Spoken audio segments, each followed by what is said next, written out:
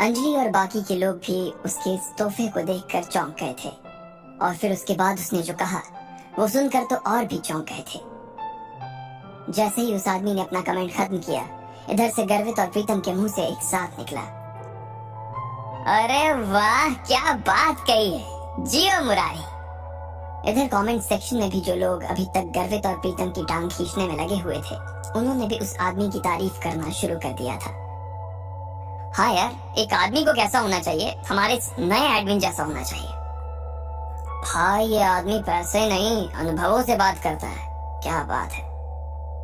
आपको ढेर सारे लाइक सर, आप उन पैसे वाले बापों की बिगड़ी हुई औलादों से 1 लाख गुना अच्छे हो। वैसे आप बता सकते हो कि आप काम क्या करते हो?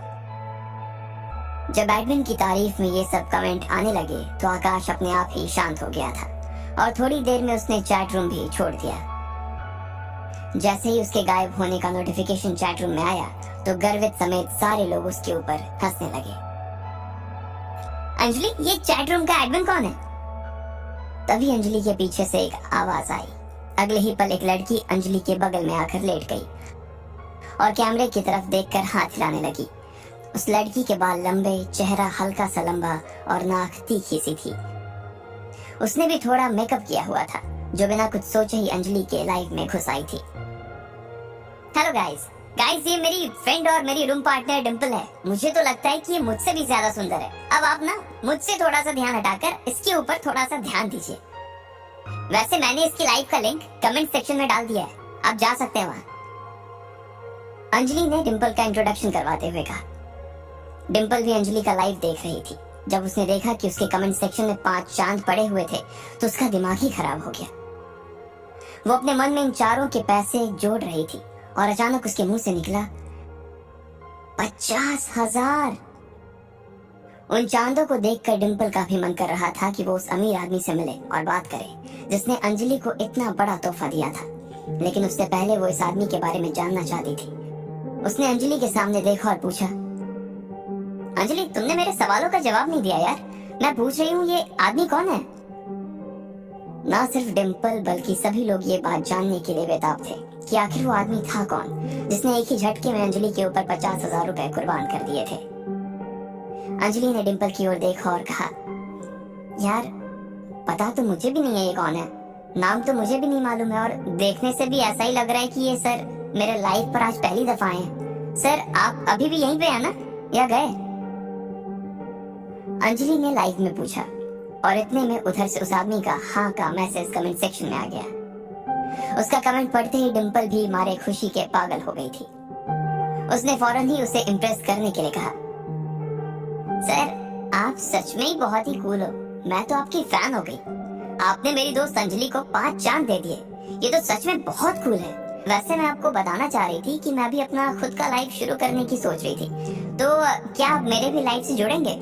आई प्रॉमिस मैं आपको अंजलि से भी अच्छे रिटर्न गिफ्ट दूंगी, डिंपल ने कहा और चमकती हुई आंखों से कैमरे की ओर देखने लगी। इधर जब गर्वित ने देखा कि लकी भी उस लाइव से जुड़ा हुआ था और पलंग पर लेटकर अपने फोन को देख रहा था तो उसने लकी से कहा, ओए लकी सुन, उसे देखना बंद कर। तू जानता है ना वो 1 नंबर की लालची लड़की है, पैसे देखते ही उसकी जुबान लपलपाने लगती है। कितनी बेशरम है यार ये, गर्वित ने कहा। लकी ने उसकी बात को सुनकर भी अनसुना कर दिया और आगे फोन की स्क्रीन की ओर देखता रहा। डिंपल, अंजलि ने कहा और उसे गुस्से में देखने लगी। वो जबरदस्ती अंजलि का आइडिया चुरा कर उसका काम खराब करना चाह रही थी। जैसे ही डिंपल ने अंजलि को देखा तो उसने कहा, मुझे तो तुमने कभी बताया ही नहीं कि तुम अपना लाइफ शुरू करने वाली हो। अगर तुमने शुरू कर भी दिया हो तो तुम्हें क्या लगता है कि तुम मेरे इस चांद को मुझसे छीन लोगी? डिंपल ने उसकी बात नहीं सुनी और कैमरे में देखते हुए बोली, सर मैं अपने बारे में ना आपको एक इंटरेस्टिंग फैक्ट बताना चाहती हूँ। मैं अभी तक सिंगल हूँ और मुझे ना आज तक कोई आपके जैसा बंदा मिला नहीं है। मिल भी कैसे सकता था सर, अब आप जैसे तो सिर्फ आप ही हो ना। अब अगर आपको भी कोई मेरी जैसी बंदी ना मिली हो ना तो हम लोग मिल सकते हैं, एक दूसरे को जान सकते हैं। सर आपका तो पता नहीं, लेकिन मुझे तो आपसे मिलने की ना बहुत ज्यादा एक्साइटमेंट हो रही है, डिंपल ने कहा और शर्म के मारे अपने गालों को लाल कर लिया। ये डिंपल की कला थी, वो जब चाहे अपने चेहरे का रंग बदल सकती थी। जैसे ही उसने ये बात कही, नीचे किसी ने कमेंट किया, क्या कहा तुमने, तुम सिंगल हो? उसे पढ़ते ही डिम्पल एक बार के लिए बैकफुट पर आ गई, लेकिन सिर्फ उस चांद वाले आदमी का अटेंशन लेने के लिए उसने अपने आप को कैमरे पर सिंगल बता दिया था। और अगर वो चांद वाला आदमी इसमें इंटरेस्ट दिखाता तो उसके लिए सच में सिंगल भी हो जाती। वो सिर्फ एक ही चीज देखती थी, पैसा। ये लड़की यार पैसों के अलावा किसी की भी सगी नहीं हो सकती यार। कैसी लड़की है यार ये, प्रीतम ने कहा। लकी ने उसकी तरफ देखा, मगर उसकी आंखों में कोई गुस्सा नहीं था। हाँ, अभी तक मैं सिंगल ही हूँ और आज तक मैंने अपना किसी को बॉयफ्रेंड भी नहीं बनाया है, डिम्पल ने जानबूझकर शर्माते हुए कहा। अरे दीदी, क्या बात कर रही हो? एक लड़के ने नीचे लिखा और चौंकने वाला इमोजी चिपका दिया। अंजलि के चेहरे के भाव भी उस इमोजी जैसे ही हो गए थे। उसने डिम्पल की ओर देखा और पूछा, कैसी बात कर रही हो डिम्पल? सबके सामने लाइव आकर झूठ। पूरी क्लास जानती है कि अभी अभी तुम्हारा लकी के साथ ब्रेकअप हुआ है और पूरी क्लास ये भी जानती है कि तुम आजकल राहुल के साथ घूमती हो। डिम्पल अंजलि की बात सुनकर हैरान रह गई थी। अरे तुम भी क्या बोल देती हो अंजलि? मैं और राहुल तो बस अच्छे दोस्त हैं यार, और इसके अलावा और कुछ भी नहीं। हम सिर्फ साथ में हैंग आउट करते हैं। और जहाँ तक बात रही लकी की, तो वो तो बेचारा इतना गरीब है। मैं तो सिर्फ उसकी पढ़ाई में हेल्प करती थी। कभी उसे कोई टॉपिक समझा देती तो कभी उसकी नोट्स लिखवा देती थी। हाँ, जब उसे भूख लगती तो हम लोग साथ में गोलगप्पे खाने चले जाते थे, ये मैं मानती हूँ। वैसे वो पैसे देने के लिए खूब इंसिस्ट करता था, लेकिन मैं उसे पैसे नहीं देने देती थी। अब तुम लोग सोच रहे हो कि मेरे और उसके बीच कुछ चल रहा था, ये सब बकवास है यार। डिम्पल से जितना हो सका उसने उतनी सफाई से झूठ बोलते हुए कहा। अंजलि को उसकी बातें सुनकर गुस्सा तो आ रहा था। सर, अगर आप वैसे डिम्पल के बारे में और भी कुछ जानना चाहते हो तो मुझे भी। इससे पहले कि अंजलि आगे कुछ कह पाती, उसने देखा कि एडमिन चैट रूम छोड़कर चला गया था। उसे जाते हुए देखते ही डिम्पल और अंजलि का मुंह उतर गया। इधर लकी ने अपना फोन बंद कर दिया और आंखें बंद करके अमित के पलंग पे लेट गया। उसकी शक्ल प्रीतम और गर्वित को नहीं देख रही थी। वो दोनों भी अभी इस लाइफ से जुड़े हुए थे, लेकिन उन दोनों को भी लकी के लिए काफी बुरा लग रहा था। इधर लकी दीवार में अपनी नजरें गड़ाए उसे एकटक देखा जा रहा था। उसके दिमाग में अभी भी डिम्पल की कही बातें गूंज रही थी। उसे विश्वास नहीं हो रहा था कि डिम्पल यह सब चीजें कह रही थी, तो उसकी आंखों में जरा भी दर्द नजर नहीं आ रहा था। वो तो ये सब ऐसे कह गई जैसे उसकी और लकी के बीच जो कुछ था वो सिर्फ लकी का एक सपना था और डिम्पल का उससे कोई लेना देना नहीं था। अगर ऐसे में उसे पता चलता कि लकी कौन था, तो फिर वो उन शब्दों के बारे में क्या सोचती जो आज सुबह पूरी क्लास के सामने उसने लकी को सुनाए थे। तो उसकी शक्ल कैसी हो जाती। लकी एक बार तो उसका चेहरा ऐसे देखना चाहता था। ये सब सोचते हुए लकी को कब अमित के बिस्तर पर नींद आ गई उसे पता ही नहीं चला। अगले दिन जब उसके बाकी दोस्त क्लास के बाद अपने कमरे पर आ रहे थे, तो वो सब लकी को भी अपने साथ ही ले आए थे। वो लोग अपना लंच खत्म कर चुके थे और उसमें उन्होंने थोड़ा बहुत लकी के साथ भी शेयर किया था। इधर लकी अपना बैंक बैलेंस देख रहा था।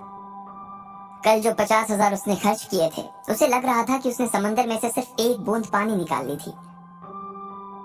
क्या सारा टाइम फोन ही देखता रहेगा? मेरी वार्डन से बात हो गई है, उसने कहा है कि तुम जब चाहो तब फिर से शिफ्ट कर सकते हो, इसलिए हम आज ही तुम्हारा कमरा खाली करके सारा सामान यहाँ से ले जाएंगे। अमित को भी कोई दिक्कत नहीं है, उसने भी हाँ कर दी है, प्रीतम ने कहा। लकी का भी उस कमरे में अकेले मन नहीं लग रहा था, इसलिए उसने भी हाँ कर दी थी। यार तुम लोग ना सच में जानो मेरी, लकी ने कहा और प्रीतम और गर्वित के गले लग गया। अबे जा, सिर्फ गले लगने से काम नहीं चलेगा, शाम को ना असली पार्टी देनी पड़ेगी, गर्वित ने कहा और झूमते हुए बॉटल की ओर इशारा कर दिया। सब लोगों को हंसी आ गई। वो लोग मजे मस्ती कर रहे थे कि इतने में अमित आ गया। जैसे ही वो कमरे में घुसा तो सबने उसकी उतरी हुई शक्ल देखी। वो बहुत उदास नजर आ रहा था। क्या हुआ भाई? लकी ने पूछा। अमित ने उसकी बात का कोई जवाब नहीं दिया और कुर्सी पर आकर बैठ गया। सब लोग जो कि अपने अपने बिस्तर पर लेट चुके थे, वो अमित की ऐसी उतरी हुई शक्ल को देखकर फिर से बैठ गए। बताना भाई क्या हुआ? स्पोर्ट्स अथॉरिटी ने फिर से तेरे साथ कोई गेम कर दिया क्या? गर्वित ने पूछा और लकी की ओर देखने लगा। अमित कुछ नहीं बोल रहा था और बस अपना चेहरा लटका कर बैठा हुआ था। उसे कुछ समझ नहीं आ रहा था कि आखिर उसके दोस्त उसकी बातों को कैसे लेने वाले थे, लेकिन उसके पास और कोई नहीं था जिससे वो ये सब बता सके, इसलिए उसने कहा, नहीं कोयल को कुछ हो गया है, और कहते ही उसने अपनी गर्दन नीचे झुका ली। बाकी तीनों लोग घबराई हुई नजरों से उसे देख रहे थे। पर हुआ क्या भाई? कोयल ठीक है? लकी ने उसके पास लगी कुर्सी पर बैठते हुए कहा। जिस हिसाब से अमित की शक्ल वो देख रहा था, लकी समझ गया था कि मामला इतना सीधा नहीं था जितना बाकी लोग समझ रहे थे। अमित वैसे भी छोटी मोटी चीजों से घबरा जाने वालों में से नहीं था। तुम्हें मालूम है, कल जब कोयल बिना लंच किए ही उठकर चली गई थी तो वो उस लड़के से टकरा गई थी, याद है? फिर उन दोनों के बीच कहासुनी हो गई और फिर हम लोग बीच में ही कूद गए थे। बाद में कोयल ने वहां से निकलकर पुलिस में उसकी शिकायत भी कर दी थी, लेकिन मुझे आज मालूम पड़ा कि वो आदमी कौन था। अमित ने घबराते हुए कहा। कौन था? लकी ने पूछा। सब लोग अमित के चेहरे को बिना पल के झपकाए देखे जा रहे थे। वो मोहित रायजादा था। उसके पिता लायन ग्रुप ऑफ कंपनीज के मालिक हैं और वो लायन ग्रुप का आने वाला सीईओ है।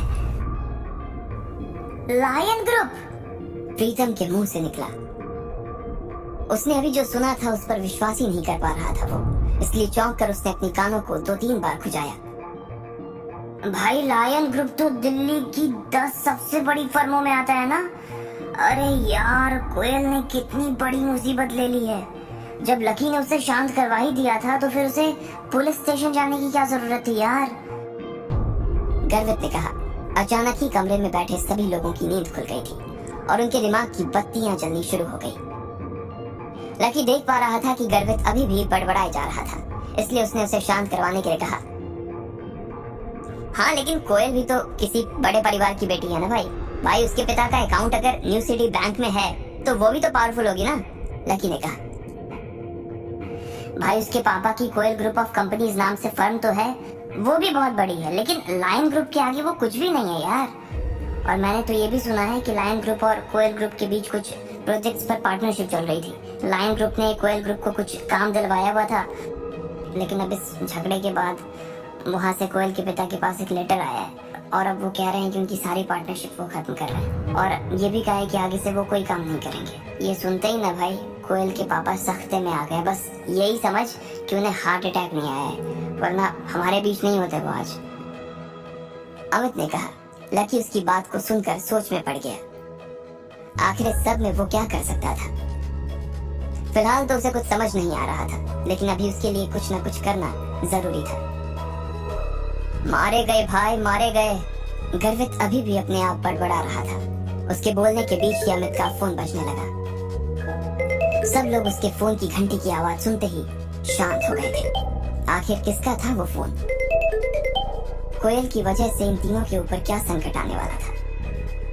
और क्या लकी कोयल और अपने दोस्तों को इस मुसीबत से बाहर निकाल पाएगा? आपको क्या लगता है, क्या होंगे इन सभी सवालों के जवाब? कमेंट बॉक्स में कमेंट करके जरूर बताएं और सभी सवालों के जवाब को जानने के लिए सुनते रहिए Insta million yourself pocket FM पर।